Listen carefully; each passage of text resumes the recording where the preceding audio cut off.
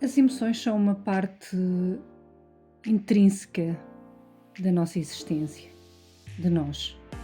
Como eu vejo a nossa existência é assim: somos seres multidimensionais que vivemos num plano físico, mas em simultâneo também num plano mental, num plano espiritual, e ao mesmo tempo somos todos esses planos, habitamos em todos eles e desdobramos-nos em múltiplas dimensões. Nesta existência, neste plano físico, as emoções desempenham para mim um papel muito importante, muito crucial até, porque são elas, são as emoções que nos caracterizam como seres humanos, que nos tornam seres sensíveis, sensíveis não só a nós, mas a tudo à nossa volta. Eu sinto, conforme a minha interação com A, B ou C, com determinadas experiências, e o que eu sinto hoje numa mesma situação, idêntica ao que eu sentia há 10 anos atrás, não é igual. Pode ser mais intenso, pode ser menos intenso, vai depender de muitos outros fatores, muitos outros elementos. Mas independentemente de olharmos para as emoções como algo que depende desta nossa existência física e se materializa, entre aspas, mais nesta existência, o que é facto é que, se formos a pensar bem nisto, são as emoções que nos fazem ser mais sensíveis. É essa dimensão que nós temos, que quando a vivemos somos mais felizes, mais infelizes, somos mais humanos, choramos, gritamos, refilamos, mas também aplaudimos, sorrimos, enfim, são as emoções que nos mantêm em contacto com tantas outras dimensões, algumas porventura que nem sequer conhecemos. E para mim são elas que abrem a porta para esses outros planos ou para essas nossas outras habitações. Sentir e identificar-me com aquilo que estou a sentir são 2 coisas diferentes. Sentir, num momento, numa experiência, alegria, sentir num momento dor, revolta, tristeza, desespero, satisfação, felicidade, enfim, é uma coisa. Depois aquilo que nós fazemos a partir desse ponto é outro. E o que nós temos tendência a fazer, se formos a ver bem, é elaborar essa emoção. Nós vamos complicar. Nós começamos com uma situação, um problema, vamos dizer assim, que nos é colocado, uma situação desafiante e que nós sentimos, por exemplo, medo ou receio, e de repente estamos a sentir medo de que pode acontecer, mas que ainda não aconteceu. A seguir passamos para uma sensação de insegurança, para depois passar para uma situação de ansiedade, e quando damos por ela estamos a ter uma crise de pânico. Num dia de trabalho temos um desacato com um colega de trabalho que nos trata mal, que nós tratamos mal, uma discussão. E chegamos a casa mais tarde e vamos querer voltar lá só para tentar perceber o que é que realmente aconteceu, como é que eu posso resolver esta situação, porque no dia a seguir eu vou ter que estar com aquela pessoa outra vez. E quando estamos a olhar para essa situação na nossa cabeça e começamos novamente a sentir tudo aquilo que sentimos naquele momento e a imaginar todas as outras respostas que nós podíamos ter dado e não demos, isso é identificar-se com a emoção. É aí que nós nos identificamos com a emoção, ou é numa dessas situações. Ou seja, lá está quando elaboramos, complicamos. Tudo começa com o sentir que nos deveríamos permitir, é importante sentirmos e depois deixar fluir essa energia. O sentir é só o sentir no momento e depois largar. Se quisermos lá voltar para perceber, o ideal é procurarmos olhar como espectadores, se nos sentirmos preparados para isso, como se estivéssemos de fora só a observar o que é que aconteceu.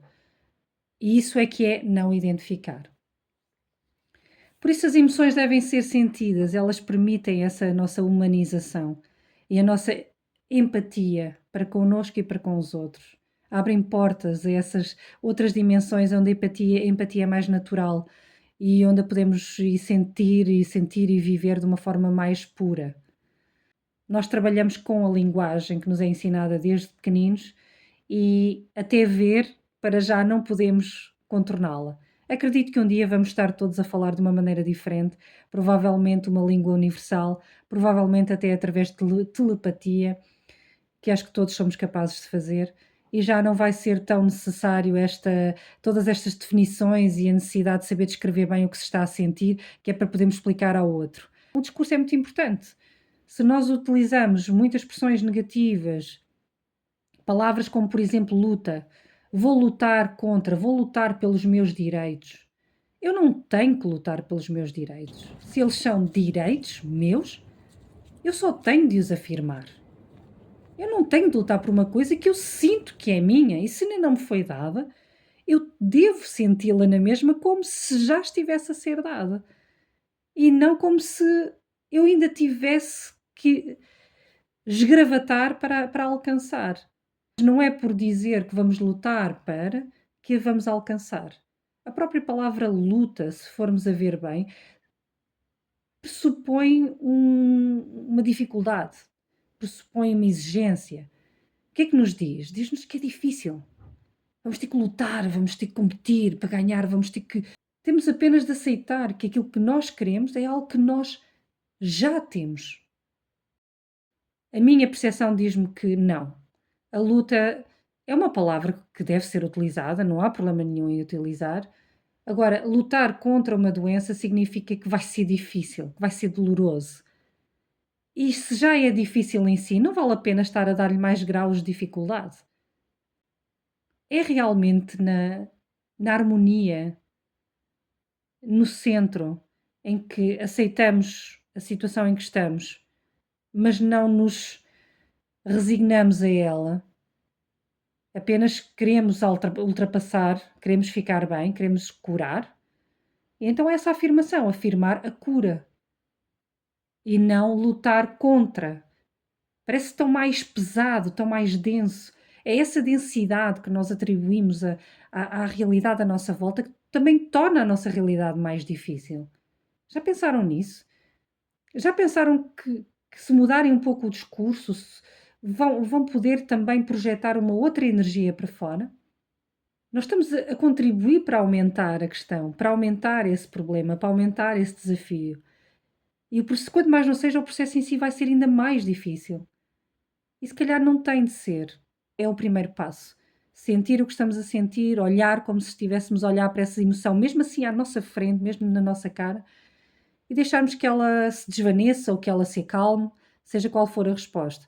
E não partir para mais para além disso. Não elaborar mais. Se eu estiver a lutar contra uma coisa má, como uma doença, e eu visualizar a luta, visualizar o esforço, eu estou a tornar difícil o processo.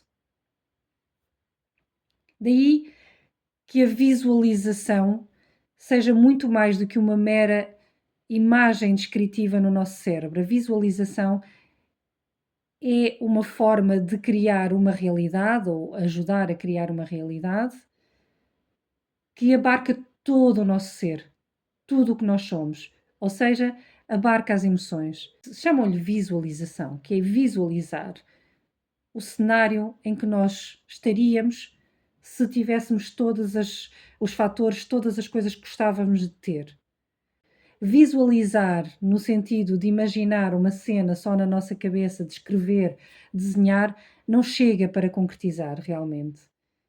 Tem de estar necessariamente abraçada a emoção.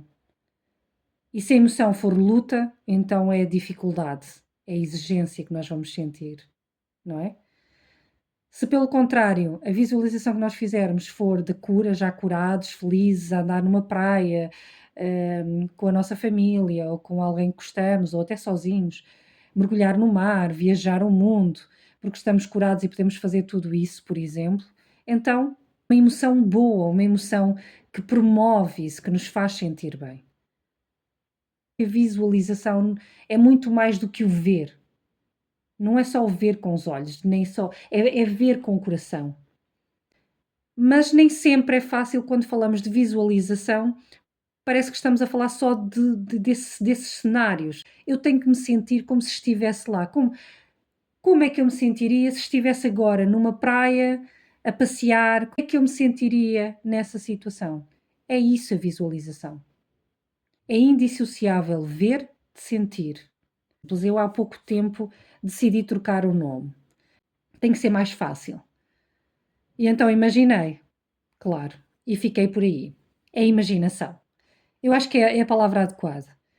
Quando nós pedimos a uma criança para imaginar alguma coisa, ela, num passo de mágica, salta e voa na cabeça dela. E os adultos quase fazem a mesma coisa, talvez de uma maneira mais lenta, porque há tanta porcaria na nossa cabeça, tantas preocupações, tantas coisas, que nem sempre conseguimos logo voar. Mas quantas vezes não andamos por aí na rua a sonhar acordados? Digam lá a verdade.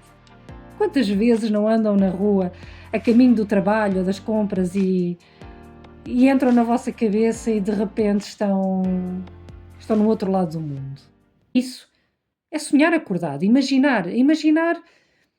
Quando eu imagino algo, eu solto-me muito mais, liberto-me muito mais. Consigo imaginar coisas que, à partida, até acharia que seriam impossíveis. E é isso. Então, em vez de visualização, vamos usar a palavra imaginação e vamos realmente imaginar o que é que nós queríamos fazer, como é que nós gostaríamos de estar, como é que nós gostaríamos de viver. E lembrem-se que as emoções são uma porta. O sentir as emoções, abraçá-las, é só o começo da jornada. Também elas estão compreendidas no contexto da nossa existência material, mas nós existimos em muitos outros. Até à próxima viagem.